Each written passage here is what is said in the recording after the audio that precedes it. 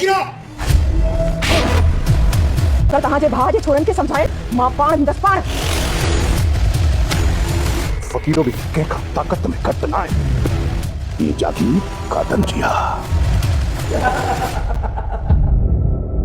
रियासत soap serial जी नई update में तव्हां सभिनी पहिरीं पाण खे ख़ुशि आमदीद दोस्तों। रियासत ड्रामे जो ख़ैर सां कल शाम जो ही टीज़र अची चुको आहे ऐं तव्हां ॾिठो हूंदो त रियासत सोप सीरियल जो टीज़र शुरू में मूं कुझु झलकियूं तव्हांजे साम्हूं रखियूं ऐं काफ़ी अरसे खां वठी मां तव्हांखे लगातार ॿुधाईंदो आयुसि त रियासत बि तमामु जल्द लॉन्च थियण वारो आहे KTN ते ऐं उनजो सबूत मां तव्हांजे आॾो पेश करे छॾियो। जी हाँ दोस्तों, रियासत जी बहितरीन अपडेट जेका भी असां लगातार अपडेट ॾींदा आहियूं उहा सची अपडेट क्लियर अॼु रियासत जा भी टीज़र तव्हांजे साम्हूं रखियासीं।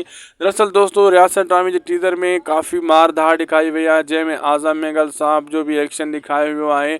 उन सां गॾोगॾु हिते एस भट्टी जो भी वॾो बहितरीन एंट्री ॾेखारी वई आहे शुरू में ऐं सना रज़ा जी भी ख़ूबसूरत अदाकारी हिते ॾेखारी वई आहे। हिन टीज़र में कुझु झलकियूं उन जूं बि आहिनि। उन सां गॾोगॾु फ़हीम भुट्टो साहब जो भी बहितरीन करेक्टर हिते नज़र आयो आहे ऐं उम्मीद अली कलवड़ जेको मेन मतिलबु विलन जे तौर ते करेक्टर आहे ज़बरदस्त उन जा कुझु बोल ॾेखारिया विया आहिनि ऐं सीन ॾेखारिया विया आहिनि। उनजो एक्शन भी कुझु ॾेखारियो वियो आहे।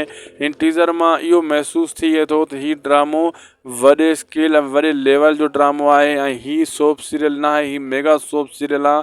इन टीज़र मां एतिरो त ज़बरदस्त क्लियर थी चुको आहे त हिन ड्रामे में मार धाड़ हद खां वधीक आहे पर कहाणी भी हिन जी भली लॻे पई। इन टीज़र जे हिसाब सां कहाणी हिन जी सुठी लॻे पई। इन में लोकेशन भी ख़ूबसूरत ॾेखारी वई आहे, ज़बरदस्त अंदाज़न आज़म मेघल साहब जा।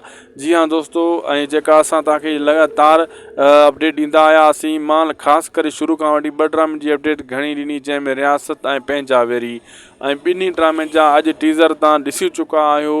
ऐं रियासत जा हिकु टीज़र ॾिठो आहे, ॿियो भी अचण वारो आहे। थी सघे थो जंहिं टाइम मुंहिंजी तव्हां वीडियो ॾिसी रहिया हुजो तेसीं ताईं ॿियो भी अची वियो हूंदो ऐं पंहिंजा वेरी जा 4 टीज़र तव्हां ॾिसी चुका आहियो। त जेका असां अपडेट ॾिनीसीं ऐं तव्हांखे इंतज़ारु करायोसीं उहो अॼु तव्हांजो इंतज़ारु सम्झो ख़तमु थी वियो ऐं तव्हांखे इन शइ जो सबूत मिली चुको आहे। छो दोस्तों असां अपडेट फेक ॾींदा न आहियूं, असांजी रियल अपडेट हूंदी आहे। असांखे ॾींदा इजाज़त, अल्लाह हाफ़िज़।